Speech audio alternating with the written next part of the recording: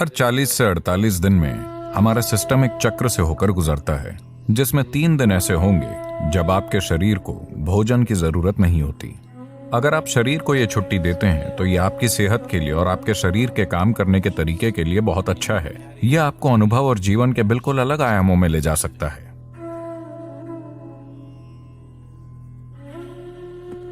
अगर आप शरीर के स्वाभाविक चक्र पर ध्यान दें तो मंडल नाम की एक चीज होती है। हर 40 से 48 दिनों में सिस्टम एक चक्र से गुजरता है। ऐसे हर चक्र में, प्रत्येक चक्र में 3 दिन ऐसे होते हैं जब आपके शरीर को भोजन की जरूरत नहीं होती। अगर आप अपने शरीर के काम करने के तरीके के प्रति जागरूक हैं तो आप जान जाएंगे कि आज मेरे शरीर को भोजन की जरूरत नहीं है और बिना किसी कोशिश के उस दिन आप भोजन के बिना रह सकते हैं। अगर आप इस चक्र पर ठीक से गौर करते हैं तो अगर यह जागरूकता मौजूद नहीं है कि वो कौन सा दिन है, तो उसके लिए भारत में एक दिन तय किया गया है जिसे एकादशी कहते हैं। इसका मतलब है पूर्णिमा से 4 दिन पहले और अमावस्या से 4 दिन पहले लोग खाना नहीं खाते। वो सुबह उठते हैं, कोई नाश्ता नहीं, कोई लंच नहीं, सूरज डूबने के बाद ही वो एक बार भोजन करते हैं। इसका उद्देश्य है सिस्टम को अपना तालमेल ठीक करने की अनुमति देना। अगर आप ये छुट्टी देते हैं तो यह आपकी सेहत के लिए और आपके शरीर के काम करने के तरीके के लिए बहुत अच्छा होगा, क्योंकि खुद को ठीक करने के लिए सिस्टम को वो समय चाहिए। हर दिन भोजन, ये शरीर के लिए बहुत मेहनत का काम है। इसे थोड़ी छुट्टी दीजिए। अगर आप उपवास नहीं कर पा रहे तो एक दिन आप कुछ हल्का ले सकते हैं, शायद सिर्फ फलों का रस या कुछ और जो सिस्टम के संभालने के लिए ज्यादा हल्का है। निश्चित रूप से आपका शरीर बहुत आभारी होगा। हाँ, हर दिन इसे पके हुए भोजन से लादना अच्छी बात नहीं है। तो इसका आध्यात्मिक महत्व क्या है? क्योंकि यह एक सफाई है।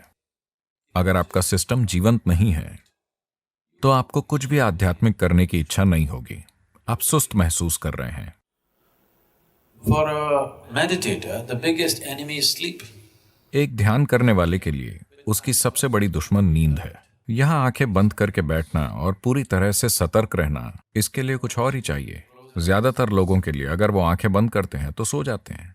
तो यहां बंद आंखों के साथ बहुत सतर्क रहते हुए बैठने के लिए शरीर में एक स्तर की जीवंतता की जरूरत होती है। तो इस जीवंतता को पैदा करने के लिए हम इस पर गौर करते हैं कि कैसे खाएं, क्या करें, कितना खाएं, ये सारी चीजें। ये आध्यात्मिक नहीं है, लेकिन इससे सही किस्म का शरीर तैयार होता है। अभी अगर आपका शरीर बहुत सुस्त महसूस कर रहा है, मैं आत्मज्ञान की बात कर रहा हूं, तो क्या करें, है ना?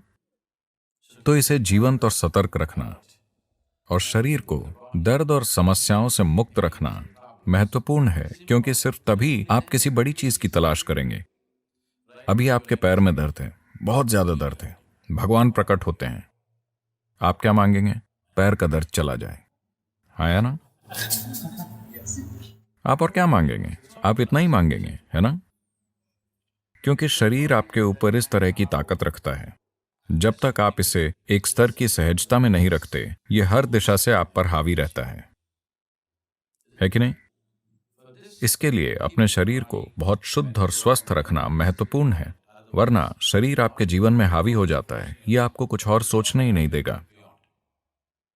अभी अगर आपके शरीर में कहीं वाकई दर्द शुरू हो जाए, बस आपकी छोटी उंगली में वाकई बुरी तरह से दर्द शुरू हो जाए, आपकी किसी भी चीज में रुचि नहीं है, न भगवान में, न आत्मज्ञान में, न ध्यान में, कुछ भी नहीं, आपकी रुचि सिर्फ इसी में है कि नहीं? तो इसमें उस तरह की ताकत है, तो आपको इसे खुश रखना होगा। सिर्फ तभी ये आपको कुछ और करने देगा, वरना ये आपको कुछ नहीं करने देगा।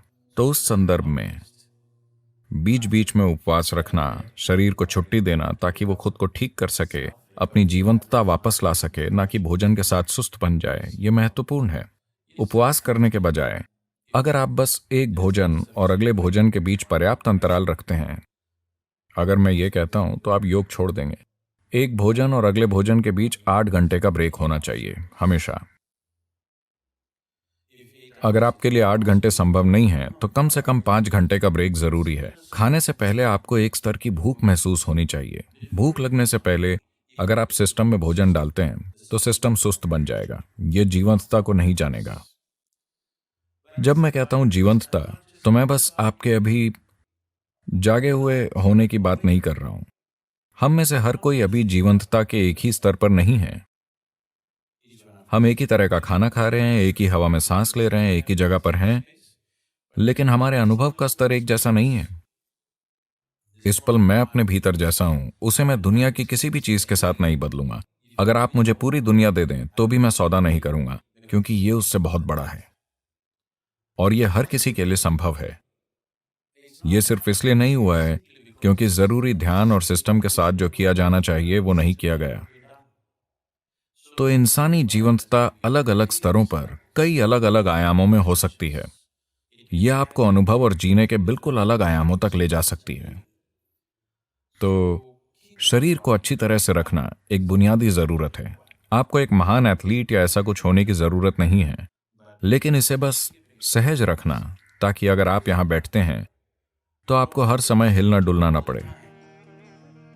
अगर आप यहां बैठें तो अगले कुछ घंटों तक आप बस यूं ही बैठ सकें, एक फटते हुए ब्लैडर या भूख से तड़पते पेट या यहां वहां होते दर्द से परेशान हुए बिना। अगर आप यहां बैठें तो आप आराम से हों, बस इतनी सहजता।